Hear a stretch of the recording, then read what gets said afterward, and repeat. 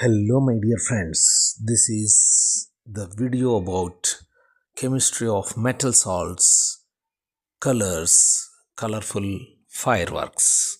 When metal salts are fired, they will give different colors based on their characteristic atomic number and it contains the electrons when they expelled.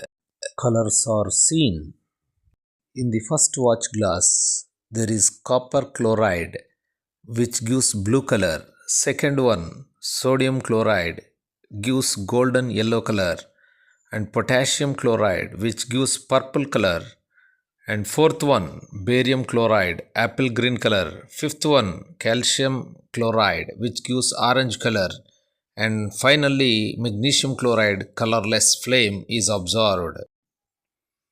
Now you can see the beautiful colors formed by different metal salts. You see.